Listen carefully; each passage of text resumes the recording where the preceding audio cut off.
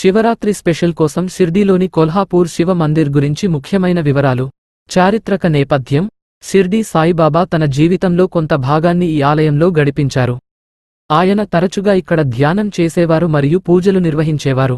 ఈ ఆలయం సాయిబాబా భక్తులకు పుణ్యక్షేత్రంగా పరిగణించబడుతుంది. శివలింగం: ఈ ఆలయంలోని శివలింగం స్వయంభూ అని నమ్ముతారు, అంటే భూమి నుండి సహజంగానే ఉద్భవించింది. లింగం చుట్టూ 4 ముఖాలు చెక్కబడి ఉన్నాయి.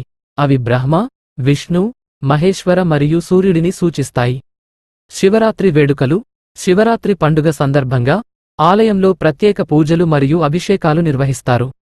భక్తులు పెద్ద సంఖ్యలో తరలివచ్చి శివుని దర్శనం పుణ్యాన్ని అనుభవిస్తారు.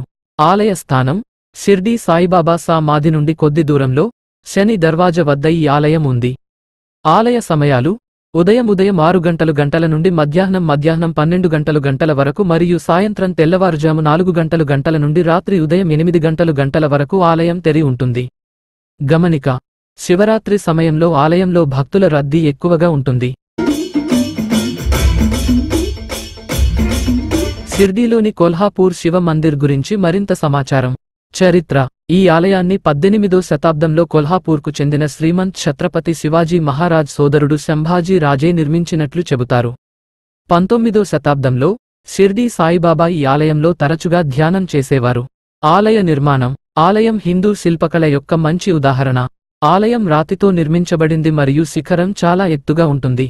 ఆలయ ప్రాంగణంలో శివుడు, హనుమంతుడు, నందీశ్వరుడు, సాయిబాబా సమాధి మందిరం వంటి అనేక దేవాలయాలు ఉన్నాయి.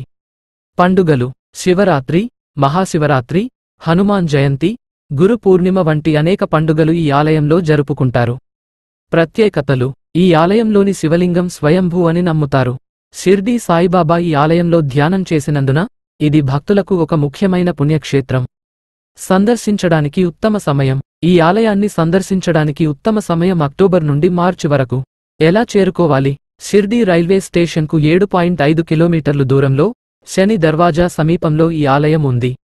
టాక్సీ, ఆటోరిక్షా ద్వారా లేదా నడక ద్వారా ఆలయానికి చేరుకోవచ్చు.